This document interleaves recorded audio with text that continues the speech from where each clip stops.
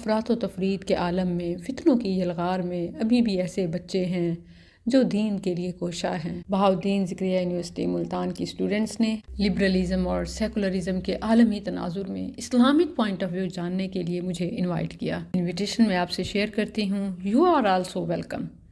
یاد رکھیں کہ اسلام مادی علوم اور مادی ترقی سے منع نہیں کرتا، بلکہ اسلام تو ان علوم و فنون کا سب سے پہلا حامی ہے۔ جی بالکل، یہ میں بھی آپ کے لیے سرپرائزنگ ہو، کیونکہ عام طور پر نیکی، ثواب اور نماز، روزہ، ان چیزوں کو ہی دین بنا کر پیش کیا جاتا ہے کہ مرد ہے تو داڑھی ہو، عورت ہے تو پردہ ہو اور ہاتھ میں تسبیح ہو، یا بس جی قرآن اور حدیث ہی پڑھنا ہو۔ یاد رکھیں کہ اسلام مادی علوم اور مادی ترقی کا سب سے پہلا حامی ہے۔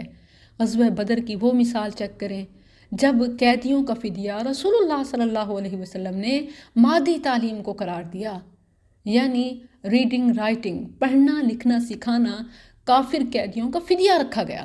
وہ قرآن حدیث کا علم تو ان سے سیکھنا نہیں تھا، وہ کوئی دعائیں اور آیات یاد کرنا تو نہیں تھا، کافر قیدیوں کی آزادی مسلمانوں کو دنیاوی تعلیم دینا تھا کہ جو پڑھنا لکھنا جانتا ہے وہ 10 یا اتنے مسلمانوں کو پڑھنا لکھنا سکھا دے، یہ اس کی آزادی کی قیمت ہوگی۔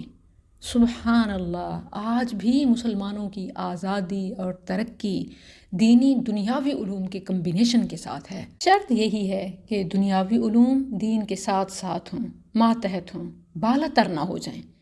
یہ جو ہم سر پہ سوار کر لیتے ہیں، مثلا مجھے بہت دکھ ہوتا ہے اور میں شیئر بھی کرتی ہوتی ہوں کہ ہر گھر میں سے امیر غریب ہر بچہ اسکول کے لیے تو نکلتا ہے، مگر دینی تعلیم کے لیے ہم پورے خاندان 7 نسلوں میں سے ایک بچے کو حافظ بناتے ہیں۔ کیوں؟ کہ جی سب کی بخشش کرا جائے گا۔ بچہ بھی وہ جو اور کسی کام میں، علم میں، فن میں نہ چل سکتا ہو، تو چلو جی اسے مسجد مدرسے میں ڈال دو، اور کچھ نہیں بن سکتا تو چلو مولوی بن جائے۔ اللہ اکبر، ہم نے دین کو کتنا سستا اور نیچا بنا لیا، کتنا کمتر سمجھ لیا، حالانکہ یہ تو انبیاء کی میراث ہے، نبوت کا ورثہ ہے، اور نبی صلی اللہ علیہ وسلم کی تعلیم ہے۔ بدر پہلا غزوہ اور مادی علوم کی طرف مسلمانوں کا بڑھتا ہوا قدم۔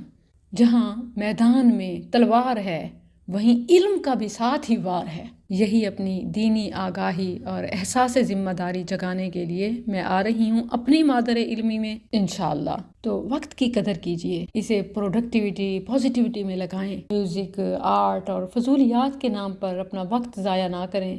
یہ سب دکھانے والے ہمیں اصل میں علم، فن اور ترقی سے محروم کرنے والے ہیں۔ یہ وقت کے چور ہیں۔ دنیا میں آپ نے بہت سے چور سنے ہوں گے، لیکن سب سے بدتر وہ چور ہیں جو ہمارا وقت چراتے ہیں، فضولیات میں لگا کر ہمیں پستی میں گراتے ہیں۔